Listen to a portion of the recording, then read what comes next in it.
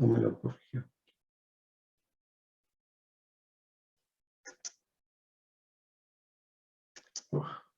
Bueno, y luego la superficie de falla. La superficie de falla, fíjense que a mí me dio 2.49. Si tenemos que el primer estrato a 0.6, el segundo estrato a 0.6, que es el nivel de desplante, no me está ayudando. Este lo estoy haciendo para el ejercicio de la estructura que vamos a resolver. No me ayuda en nada.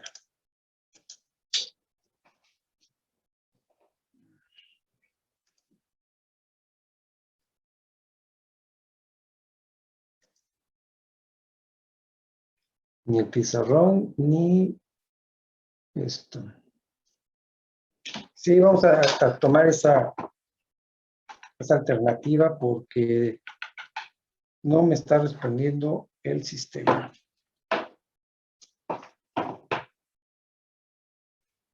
¿El viernes nos podemos extender un poco? Sí, bueno, personalmente yo sí puedo. ¿Los demás? De mi parte, Sí, yo también estaría o si quiere dispuesta. un poco más Yo también, temprano, ingeniero. Sí, no, más tarde, profe. Más tarde, por favor. Sí, porque todos deben de tener otra clase, ¿no? Si no, los que no puedan, igual podemos grabar la clase y compartirla. Bueno, miren, el ejercicio lo vamos a platicar después, pero si pudiéramos avanzar un poco a la parte de la presentación. Miren, a la parte de la teoría. Vamos a ver, miren.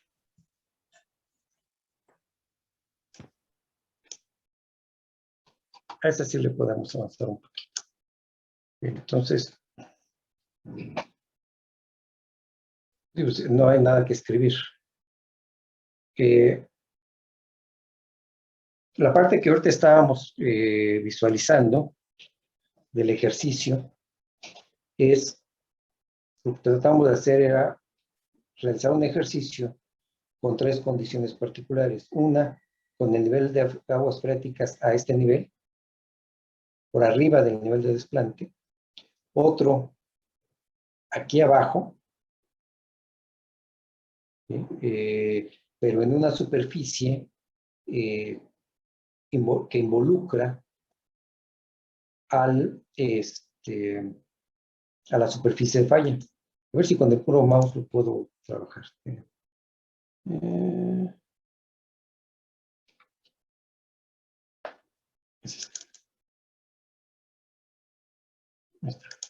Entonces, la superficie de falla pudiera ser una línea que vaya por aquí, que vaya por acá, y luego la parte curva, ¿no? Digo, con el mouse es un poquito más fácil, nada más puras líneas y rectas. Que es lo que ahorita intentábamos hacer, ¿no? Entonces, una parte del material que es este que estoy aquí marcando en azul, ¿no? Va a estar esa parte de la superficie de falla, la tenemos que considerar con el peso volumétrico sumergido. Toda este tramo, hasta el nivel del NAF. Y todo lo de arriba, lo voy a poner con rojo, todo lo de arriba con el con el peso volumétrico seco del material. Entonces, aquí la parte que nos dice la normatividad es que tenemos que utilizar, según el reglamento, y lo teníamos, voy nuevamente al reglamento, utilizar esta ecuación.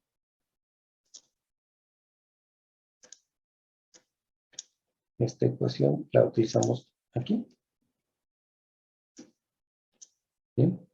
Donde B es el ancho de la cimentación y Z es la distancia que hay del nivel de la cimentación a la posición del nivel de aguas freáticas.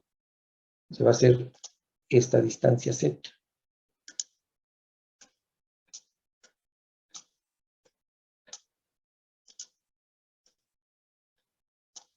Esa va a ser Z. Y B, pues deseamos que es el ancho de la cimentación. Ahí está. B es el ancho de la cimentación y Z la profundidad. Entonces, agarramos una parte del peso volumétrico del material, que es este, y el otro, el peso sumergido, aquí abajo, y aplicamos esta expresión. ¿Vale? Y precisamente este término, el que calculemos de estos valores, es el que vamos a incluir en la ecuación de capacidad de carga en este elemento, en el gamma, ¿no? El PV directamente al nivel de desplante, PV testado, y el PV directamente al nivel de desplante. Eso cuando decíamos cuando el nivel freático se encuentra involucrado en la superficie de falla. Pero si tenemos que la superficie de falla es más pequeña que la zona donde tenemos el nivel freático, pues el valor que vamos a colocar es directamente el peso volumétrico del material, sin hacerle ninguna corrección. Así tal cual lo tendríamos que hacer ese cálculo.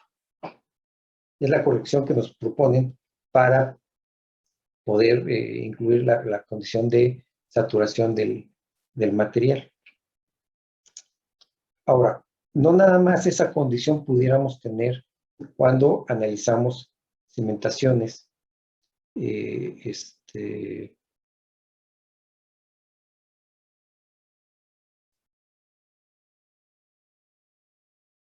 aisladas, corridas, de tipo zapata, pero tipo cimentación, losa de cimentación, pilotes, sino también tenemos que considerar un efecto principalmente en la parte del análisis por la segunda combinación de cargas. Lo que tenemos que hacer es una reducción, un cambio en las dimensiones, considerar dimensiones reducidas, si nos lo indica el reglamento, que hay que considerar reducciones reducidas para poder considerar el efecto dinámico que ocurre en la cimentación. Entonces, cuando además de la carga vertical que esté actuando, tengamos un momento, en ese caso, vamos a utilizar las dimensiones corregidas. Y esas dimensiones corregidas las vamos a determinar a partir de la excentricidad que se tiene o que se forma con el momento que está actuando en la cimentación, ¿no? De esa manera lo tendríamos que realizar la corrección, principalmente cuando tenemos los momentos. Entonces, a las ecuaciones de capacidad de carga tal cual las conocemos, a estas, ¿no? Que es el común de las teorías, decíamos que es Kenton, Meyerhoff, Terzaghi, Bessick, Hansen, Richards. La ecuación es similar, lo único que cambia son los factores de capacidad de carga, el FC, perdón, el NC, el NQ, el N gamma, y todos los factores de corrección de profundidad, de forma, de inclinación de carga, de inclinación del terreno. Son exactamente los mismos, pero hay que hacerle unas adecuaciones. Primero, comentábamos la clase pasada que el suelo no es homogéneo, hay que hacerlo homogéneo, ¿no? El ejemplo que trato de mostrar para seguirlo de inicio a fin, pues es un suelo que tiene diferentes materiales, ¿sí? Así es una estratigrafía de la que encontramos en sitio. Bueno, ¿qué hacemos en todo esto? Las ecuaciones no tienen capacidad tal cual de utilizar un suelo estratificado. Veanlo aquí, ¿no? El gamma, ¿de qué material es? El C, ¿de qué material es? Pues no lo tenemos definido. Entonces, vamos a cambiar el suelo estratificado a un suelo homogéneo para poder hacer aplicación de estas cargas. Esa es la primera modificación que hay que hacer. Segundo, la posición del nivel de aguas freáticas. Aquí en la ecuación no nos lo define, pero lo que tratábamos de ver con el ejercicio es precisamente ver cómo evaluamos los parámetros de tal manera que ese problema de la posición del nivel de aguas freáticos lo podemos resolver sin contrariedades. Y luego la otra, que estas ecuaciones, vean, únicamente tienen como fuerza actuante la Q, la suma de Qs, pero no hay momentos. Y resulta que cuando tenemos una estructura, principalmente en la parte asociada al análisis dinámico, vamos a tener momentos que se van a generar. La estructura se va a mover en la parte superior, va a generar un cortante basal y todo esto va a formar un momento a nivel de desplante que llega a nivel de la cimentación. Bueno, ¿cómo metemos aquí ese momento? Si nada más en la ecuación tenemos las sumas de Qs, que son sumas de cargas verticales. Hacemos el artificio entonces de hacer una sección reducida. ¿De acuerdo? Esos son los artificios. Y es lo que tratamos de ver con el ejercicio. Pero el ejercicio, decimos, lo pasamos para más adelante. Bien. Esta ecuación que ven aquí, es válida para zapatas aisladas. Es válida para zapatas corridas. ¿De acuerdo? Pero también es válida para losas de cimentación. Vean, es la misma. Bueno, aquí está la de Terzaghi. Esta ecuación que está aquí mostrada es la de Terzaghi, pero es exactamente la misma que utilizamos para zapatas aisladas. Me voy a ir hacia atrás para buscar la ecuación que vemos de Terzaghi para zapatas aisladas. O la teoría que él propuso. Miren, aquí está. Esta es la que propuso Terzaghi, principalmente para zapatas aisladas, pero que podemos utilizar en zapatas corridas, y ahora lo vemos, y también lo podemos utilizar en, en losas de cimentación. Esta es la ecuación que me traje de allá de Terzaghi para zapatas corridas, y la que tenemos aquí abajo para las losas. Es exactamente la misma, ¿cierto? No cambia. Lo único que hay que considerar son los factores de corrección de forma y de profundidad, que seguimos utilizando sin problema esta condición, esta misma ecuación, ¿sale? En losas de cimentación. Ahora, ¿qué pasa cuando pasamos a un cajón de cimentación? El cajón de cimentación habíamos platicado que es una losa, o más bien, cuando estamos diseñando o revisando la cimentación y proponemos una losa como propuesta para soportar la estructura y vemos que la ecuación de capacidad de carga no se cumple, o el factor de seguridad es menor a 3, que eso nos indica que no cumple, entonces lo que tenemos que hacer es aumentar la profundidad. Recuerda, ¿no? De zapata aislada pasamos a la zapata corrida porque aumentamos el área. De zapata corrida aumentamos a losa de cimentación porque seguimos aumentando el área. En el caso de la losa de cimentación ya no podemos ampliar más el área de la cimentación. ¿Por qué? Porque la losa generalmente ocupa toda el área en planta de la superestructura. Entonces ya no podemos ampliarla más, principalmente porque invadimos terrenos que no son nuestros, terrenos privados, y eso no lo podemos hacer. Entonces la única forma que tenemos para resolver ese problema es profundizar más la cimentación. Entonces, cuando la profundizamos a la losa, lo que tenemos que hacer es colocar muros perimetrales para poder tener posibilidad de llevar a cabo la cimentación más profunda, ¿no? Porque pudiera ser, en el caso tener la losa de cimentación aquí, ¿no? Y las columnas llegar en este punto, ¿no? Pero decíamos, si no nos funciona esto, bueno, ¿qué es lo que tenemos que hacer? Bueno, en el nivel de desplante, entonces tenemos que colocar la losa mucho más profunda. Mucho más profunda, ¿no?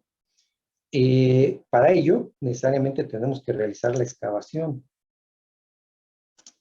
Una excavación. Antes de colocar la losa a mayor profundidad, tenemos que hacer la excavación del terreno hasta la profundidad deseada, retirar este material y luego colocar la losa aquí. ¿Vale? Bien. Entonces de ahí parten las columnas. De ahí parten las columnas para la superestructura. ¿De acuerdo? ¿Sí? Pero, si lo hago de esta manera, de alguna manera tengo que rellenar este hueco. Todo este hueco lo tengo que rellenar. Y no es así como se realiza. Más bien lo que hacemos es colocamos un muro perimetral, otro muro en la parte lateral, es decir, en todo el perímetro tenemos el muro, y luego colocamos una losa de firme. ¿Sí? A esto que queda aquí, que es hueco, la estructuración así como estamos definiéndola con esto hueco, es a lo que nosotros definimos cajón de cimentación. ¿De acuerdo? Es una losa, desde luego, a más profundidad, pero por fines de proceso constructivo y evitar el relleno de material, bueno, lo que hacemos es dejamos hueco ese espacio. Y muchas veces ese espacio, si la dimensión es apropiada, lo podemos utilizar como estacionamientos. De pronto esta dimensión es muy pequeña. O sea, la profundidad de desplante es muy pequeña, que no nos da cabida para guardar nada. ¿Sí? Pero finalmente es un hueco. Entonces decíamos que en este caso vamos a utilizar, en el cajón de cimentación, vamos a utilizar la misma ecuación de capacidad de carga. ¿Sí? Sin problema, es la misma ecuación de capacidad de carga. La situación que tenemos aquí es que hay una particularidad muy, muy importante. Voy a repetir nuevamente los pasos que seguí para que lo visualicemos, cuál es lo que tenemos que tener en cuenta. A nivel del terreno, dado que no podemos llevar a cabo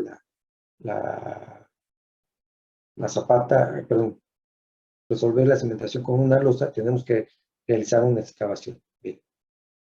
Realizamos la excavación. Todo este material que voy a retirar, ¿sí? Todo ese material, lo voy a acá dibujar. Este es el que retiré de aquí. ¿Sí? Este material tiene un volumen, tiene un peso volumétrico. ¿Sí? Este material tiene un peso volumétrico que si se lo retiramos a este suelo, una partícula que se encuentra aquí, ¿qué sentirá cuando le retiro este material? Si el peso volumétrico son 2 toneladas, Un alivio, ¿no? será una relajación de esfuerzos, ¿no? Si aquí tengo que son 2 toneladas por metro cúbico, ¿sí? Y la profundidad de desplante son 2 metros,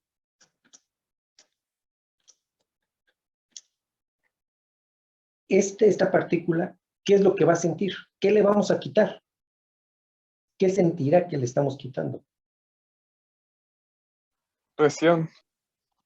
Que le estamos quitando una presión. ¿A qué magnitud tiene esa presión que le estoy quitando? El peso del material por la columna. Bueno, por la altura. Entonces, aquí, si yo le pregunto partícula del suelo, ¿qué sentiste?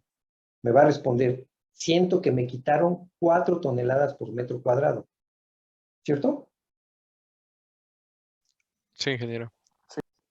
Aquí fue lo que sintió la partícula. Me quitaron 4 toneladas. Ahora, construyo la estructura. Construyo toda la estructura. Así como dijimos, con una losa de cimentación, con una losa de la parte lateral, pero en la parte superior, y unos muros laterales, ¿no? Y de aquí, con las columnas, ¿no? Que viene la subestructuración. Y viene aquí. ¿Vale? Así. Fíjense, ¿eh? Le quité 4 toneladas por metro cuadrado. Y si esta estructura tiene o genera un esfuerzo de 5 toneladas por metro cuadrado, pregunta, ¿qué es lo que va a sentir el suelo? Sería 10, ¿no? No, ¿por qué 10? O es que 5, ¿en dónde? ¿En qué parte? ¿O cómo dijo? 5 pesa toda la estructura. O sea, toda la Está estructura. repartida en todo el lado, ¿no? Sí, desde luego. O sea, es el esfuerzo. Esa estructura de 4 niveles nos va a generar un esfuerzo de 5 toneladas por metro cuadrado. Así que es toda la suma de cargas divididas entre el área, me da estas 5 toneladas por metro cuadrado. Pues al final la partícula va a sentir una tonelada adicional una tonelada más, ¿no? Adicional. Porque al principio eran 4 toneladas el suelo, o sea, toneladas por cada metro cuadrado. Se lo quitas, pero luego pero pones 5 y si haces la sumatoria, pues vas a sentir una tonelada de más por metro cuadrado. Exacto. Respecto a lo que sentía antes, con la estructura siento una tonelada más. ¿Vale? Esa tonelada de más le llamamos nosotros incremento neto de presión. ¿Vale? Las 5 toneladas por metro cuadrado, así como lo estoy definiendo, recuerden cómo la calculábamos, ese valor. Es la suma de Qs entre el área, ¿no? Para ese edificio nos dio de 5 toneladas por metro cuadrado. Es lo que nos dio esa suma de Qs. ¿Sí? Esa es la descarga que le estamos dando al suelo. A eso le llamamos presión de contacto. Yo estoy dando una presión de 5 toneladas por metro cuadrado. Pero realmente, ¿cuál es el incremento neto de presión? 1 tonelada. ¿Cierto? Eso es el incremento neto de presión. Ahora, si esa diferencial que comentamos no es 1, si más bien es 0, es decir, que yo aquí saqué 4 4 toneladas por metro cuadrado, le quité al suelo esa presión de 4 toneladas por metro cuadrado y le coloco 4 toneladas por metro cuadrado de la estructura, ¿qué va a sentir el suelo? En lugar de ser 5, que sean 4. ¿Qué va a sentir el suelo? Va a sentir igual que al inicio, ¿no? No va a sentir ningún cambio. Es indiferente, ¿no? ¿Sí? Si ese es el caso, Una, por favor. si ese es el caso, lo que tenemos es que la cimentación a base de cajón la vamos a nombrar como compensada. Ese va a ser un cajón compensado. O sea, el material que yo extraigo de la excavación o el esfuerzo que genera el material que yo excavo, si es igual al esfuerzo que va a generar la estructura que yo construya, entonces hablamos de que es una cimentación compensada. ¿De acuerdo?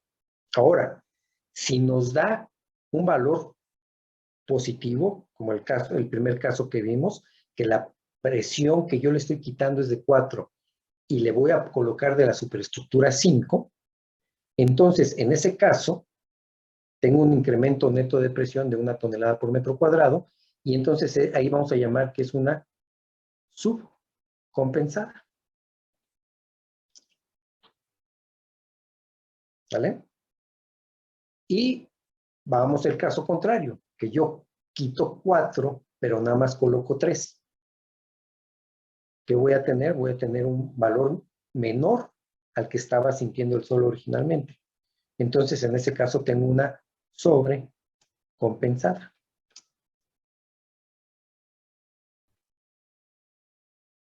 ¿Sale? Ahora, pregunta. Si estamos hablando de un material en estas condiciones, o más bien una cimentación en estas condiciones que es totalmente compensada, yo les pregunto, ¿de qué magnitud va a ser el asentamiento?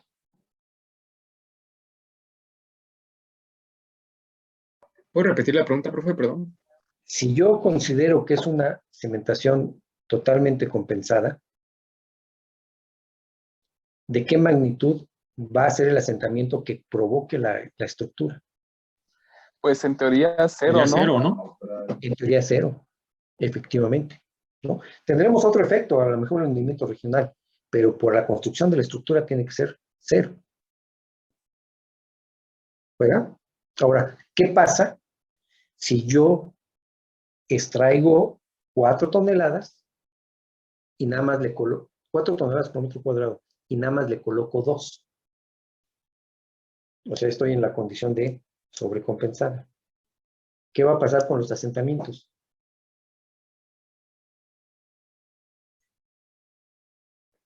¿Qué magnitud de asentamiento va a generar eso?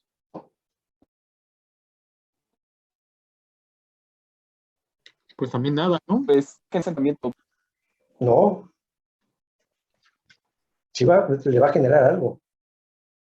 Usted nos Vamos. había comentado que puede expandirse el suelo, ¿no? Exacto. Sí, yo le quito la carga y se va a expandir el suelo. Es decir, vamos a tener movimientos verticales, pero ascendentes. Y habíamos comentado que ejemplos de ellos, pues son, por ejemplo, los pasos a desnivel en la calzada de Tlalpan. ¿Sí? Nosotros viajamos por la calzada de Tlalpan y nada más lo que vemos son los desniveles. Pero si cruzamos lo que es la parte, las vialidades perpendiculares a Tlalpan, pues sí parece que estamos subiendo y luego bajamos. Se forma una loma asociada precisamente a ese efecto. Nosotros hacemos una excavación para hacer esa parte deprimida y excavamos un volumen de material bastante grande en comparación de la estructura que estamos colocando, que es muy pequeña. Entonces, ¿qué es lo que sucede? Que tenemos movimientos hacia arriba. ¿Vale? Ahora, si en lugar de ponerle, si yo quito 4 y le pongo 5, pues vamos a tener que los asentamientos van a ser movimientos verticales, pero con dirección hacia abajo. El asentamiento. ¿De acuerdo?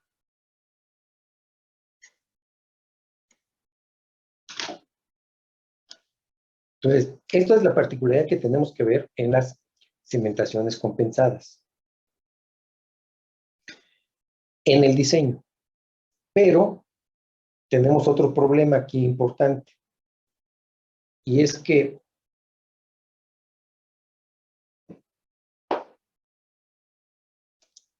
el problema es que cuando realizamos la excavación, si la excavación es muy profunda,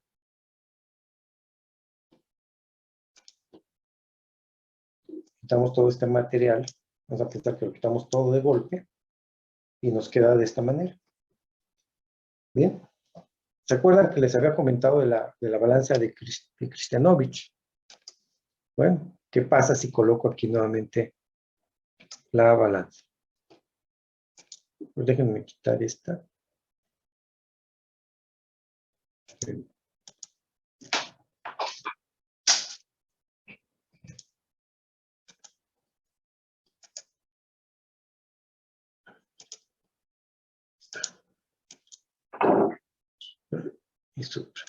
¿Para qué quiere lo dibujemos? Parece que vamos avanzándole bien. Entonces aquí la dibujamos, ¿no? Y hago la excavación. Ahí está la excavación. Y ahora vamos a dibujar aquí la balanza de Kristianovich.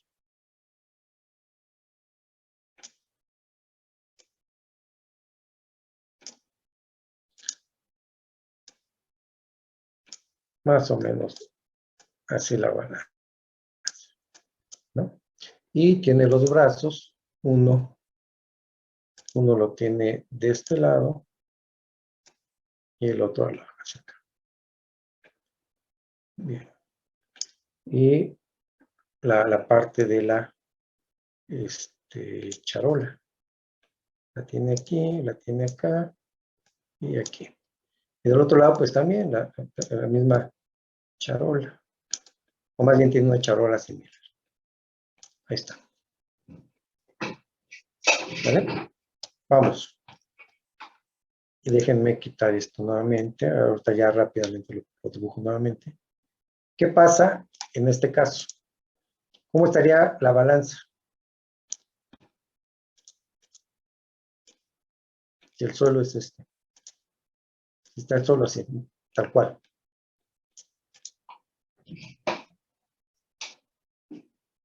Estaría en equilibrio, ¿cierto? Sí. Bien. ¿Qué pasa si le quito esta cantidad de material? Pues ya no está en equilibrio. Ya no estaría en equilibrio, ¿cierto? Una se elevaría y la otra bajaría, ¿no? Es correcto. ¿Cuál bajaría? ¿El izquierdo o el derecho? El derecho. El izquierdo Sí. subiría y el derecho bajaría. Ajá. ¿Por qué? Porque tenemos más material, ¿cierto? Sí, y en el otro lado hay menos, ¿no? Tiende a Exacto. empujarlo, ¿no? Entonces, ¿qué pasa si llevamos más acá, más allá la cimentación? Podría subir muy por arriba. Esta Avanza. tiene dirección hacia abajo, ¿es cierto?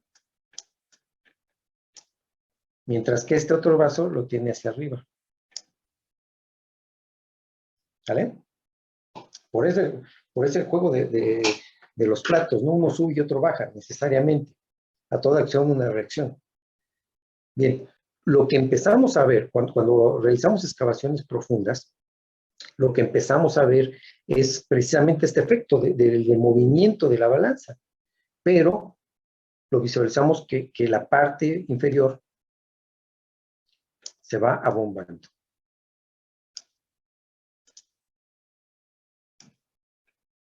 ¿sí? Se va bombando porque finalmente en los extremos hay material y eso está rigidizándolo, está impidiendo el movimiento. ¿Qué es lo que no está limitado? Pues la parte central. Y entonces pudiéramos tener que aquí tengamos el abombamiento del material,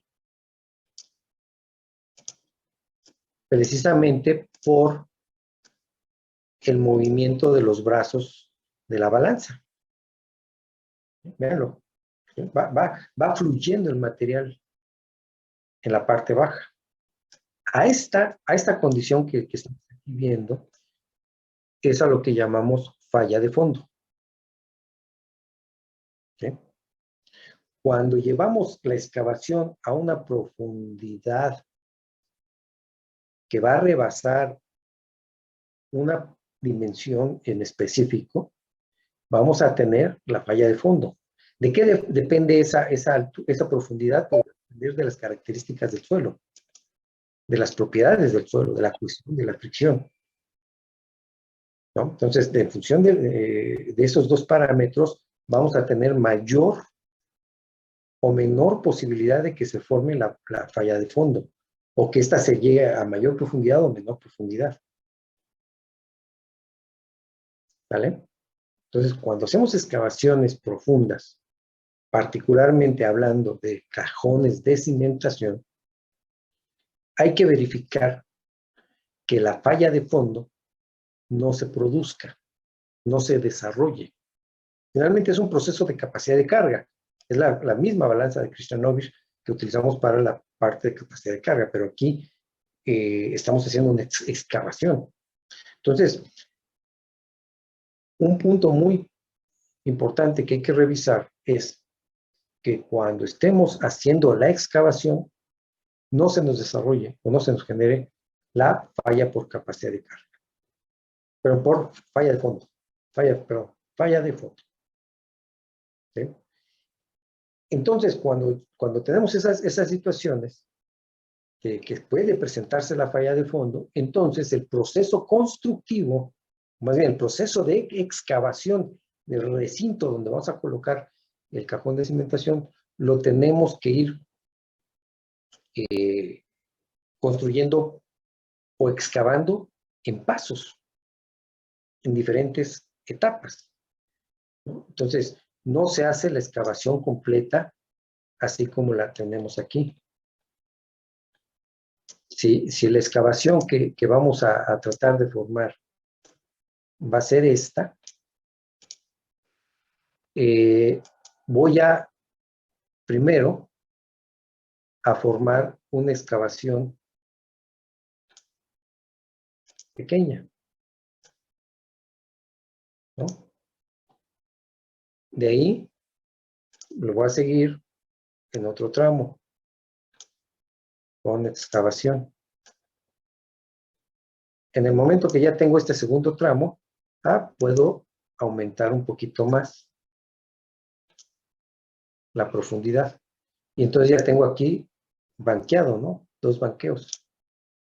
De esa manera. Todo es por logística. Tenemos que meter equipos allá abajo y entonces también todo lo que es la circulación para los vehículos tenemos que irla formando con rampas. Y qué mejor manera que cuando vamos banqueando, cuando vamos haciendo la excavación, vayamos dándole la pauta al terreno. Entonces, yo ya tengo esto, me sigo con otro tramo, lo excavo. Cuando yo ya tengo esa extracción de material, me voy con la siguiente y desarrollo este punto, ¿no? Y luego me voy hacia acá abajo. Voy teniendo paulatinamente la excavación, de tal manera que el área que yo tengo excavada no sea muy grande. Y con eso reduzco el problema de la falla de fondo. Luego me voy más allá y sigo aumentando el proceso, el volumen de excavación, o el área en general, ¿no? Luego ya que tengo ese, me sigo en el siguiente. Ya que excavo esta parte, bueno, pues voy a la siguiente. ¿no? Ya que la tengo, bueno, no pasa nada. Excavo. Ya que tengo eso, pues excavo la siguiente. Ya, voy a pensar que ya llego hasta el fondo. ¿No? Ahí está. Ya llegué banqueando. Ya que estoy ahí abajo, habilito acero de refuerzo. Bueno, coloco plantilla de concreto. Habilito el acero de refuerzo definitivo con todos los elementos que me permitan hacer la continuidad. Y posiblemente ya tengo aquí la manera de colocar un firme, una losa. Y sobre esa losa, bueno, coloco algunos bultos de arena, ¿no? Cuando ya tengo eso estabilizado y con peso, que gravita sobre el material para evitar la falla de fondo, entonces sigo con la excavación, me voy el siguiente tramo, ¿no? Poco a poco voy excavando. Voy excavando, ya tengo ese. Me voy con este. Y luego, ya que tengo retirado este material, me voy con el que le sigue, ¿no? Lo retiro. Y luego, pues me voy con el que le sigue. Con todo este, ya lo retiro. Como dejé habilitado acero de refuerzo, hago la continuación de ese acero de refuerzo y coloco ahora la losa aquí. Y adicionalmente le coloco el peso que gravita. ¿De acuerdo? De esta manera yo puedo resolver el problema de falla de fondo. ¿Cómo sería? Desarrollar todo un proceso de excavación de tal manera que vaya excavando, avanzando en la excavación, pero que no deje áreas grandes, áreas muy grandes, sin aplicarles carga. Vean, todavía no termino la excavación, pero ya tengo esta situación. ¿Sí queda claro?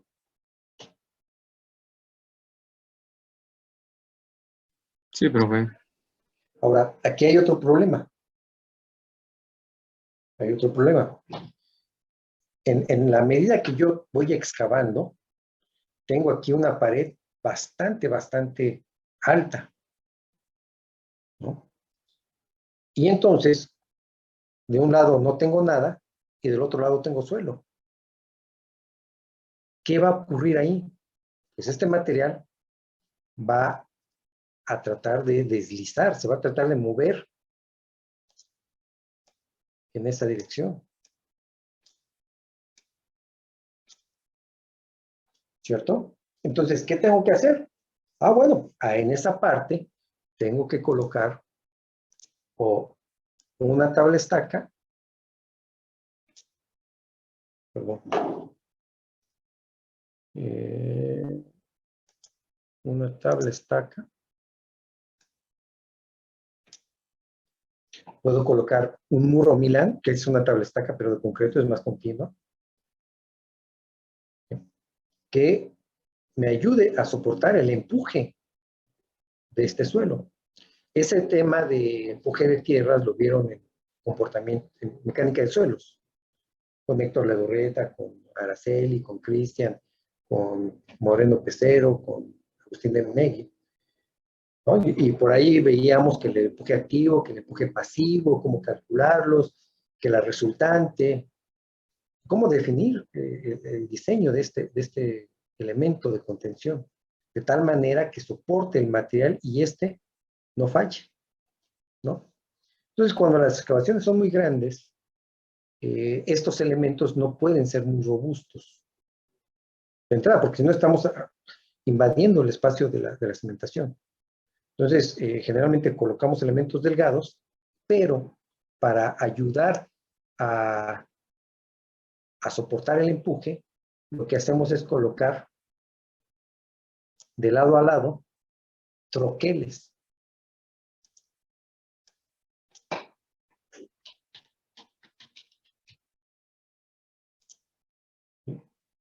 Colocamos esos troqueles. La estabilización la logramos con la tabla stack, ¿no?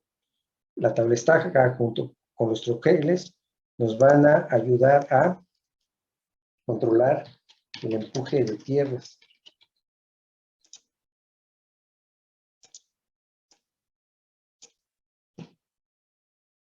Entonces, fíjense, el problema no es tanto la capacidad de carga, porque finalmente estamos profundizando más. El problema a lo mejor tampoco son los asentamientos, porque si tenemos una cimentación totalmente compensada, pues no va a generar asentamientos, según lo que discutimos hace unos 15 minutos, ¿cierto? El problema realmente estriba en la construcción. ¿Por qué? Porque vamos a tener dos problemas adicionales. Uno es la falla de fondo y otro es a excavaciones profundas vamos a tener que las paredes se nos pueden cerrar. Para evitar ese problema, entonces, o esos dos problemas, tenemos que programar, hacer una logística bien clara y definida del proceso de excavación para evitar el proceso de falla de fondo. Y segundo, diseñar los elementos de contención, llámese tablestacas, llámese muro Milán, llámese muros de contención en general, para soportar el empuje de tierras que vamos a tener por el hecho de realizar una excavación bastante profunda. ¿De acuerdo? ¿Queda claro? Sí, profesor. Sí. Sí, profe. Y luego adelantándonos un poco, ¿cómo vamos a determinar la capacidad de carga de un pilote? Pues aquí está la ecuación, miren. ¿Qué me dicen de la que propone Terzaghi para zapatas aisladas? Para zapatas corridas, para losas. Es la misma. ¿Por qué? Porque es el mismo mecanismo. Lo único que van a cambiar, lo que vamos a cambiar son los coeficientes de capacidad de carga y los coeficientes de corrección por profundidad, por dimensiones, por profundidad de desplante y por dimensiones del pilote. Un pilote va a tener una área de aproximadamente, el área asociada a un radio de 30, 40 centímetros. Y cuando hablamos de una pila, pues ya estamos hablando de radios, de áreas asociadas a un radio de 1 metro, o diámetros de 1 metro. Entonces, pero sigue siendo válida la ecuación de capacidad de carga. Solamente lo que estamos haciendo es llevando la carga a mayor profundidad. ¿Vale? ¿Preguntas?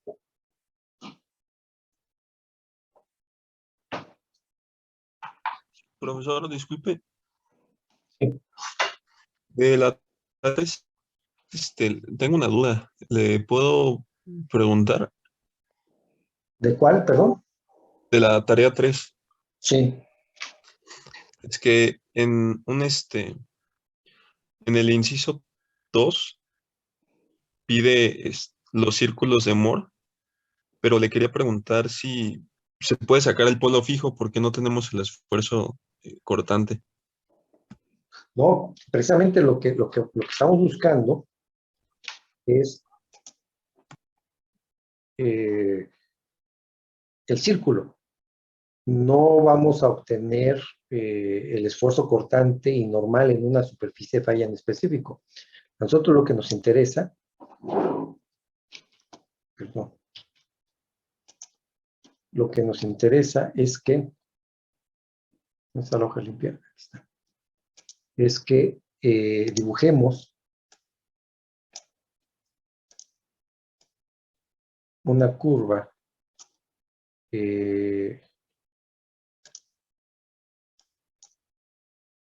esfuerzo aquí Perdón, ahí es cortante. Es esfuerzo cortante y aquí esfuerzo normal. ¿No? Y esta, lo que nos va a permitir obtener son círculos, que precisamente son los círculos de Mohr.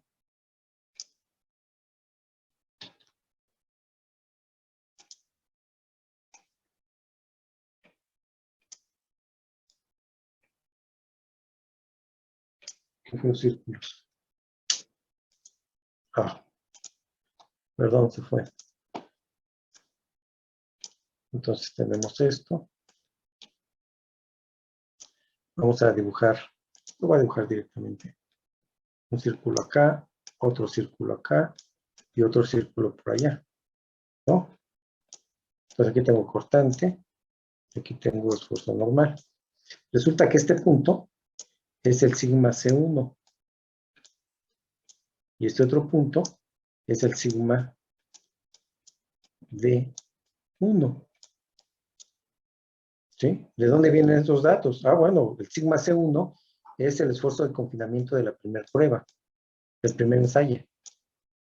Y en la curva esfuerzo de formación, yo tengo una curva de este estilo para el sigma C1, que es el ensayo para el confinamiento 1. Ah, bueno, aquí calculo, determino el esfuerzo desviador 1, más o menos en el 3% de deformación unitaria. Entonces, este esfuerzo que estoy calculando aquí va a ser el diámetro del círculo. Con estos dos puntos que estoy obteniendo, dibujo el círculo. Eso es lo que tenemos que hacer. Esos son los círculos de Mohr.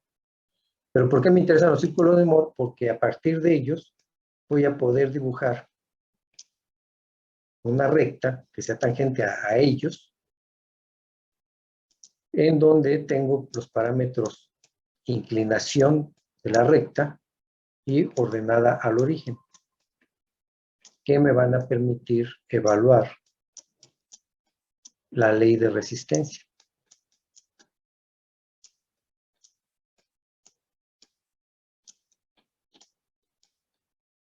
¿Sale?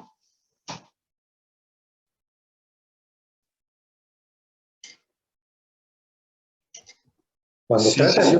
cuando tratas o cuando quieres ver el polo fijo, es que bajo un estado de esfuerzos, quieres visualizar cuál es el esfuerzo en un plano en específico. El esfuerzo normal y el esfuerzo cortante. Pero no es el caso que estamos nosotros considerando, ¿no? Bajo un estado de esfuerzos, me interesa conocer el esfuerzo en un plano específico. Puede ser el esfuerzo cortante y el esfuerzo normal. Para ello es que utilizamos el polo fijo. Pero aquí no es el caso. Buscamos solamente el círculo, la geometría del círculo definida a partir de un punto establecido que es el esfuerzo de confinamiento aplicado en la probeta y luego de diámetro el esfuerzo desviador obtenido de la ecuación de esfuerzo de formación o de la curva esfuerzo de formación. ¿Vale? Sí, gracias, profesor. Bueno. ¿Más preguntas? Pues no tienen preguntas, nos vemos el viernes, por favor, ¿no? Y vamos a continuar con el ejercicio que teníamos ahí Nos vemos, profe. Excelente noche. Que tenga buena Gracias.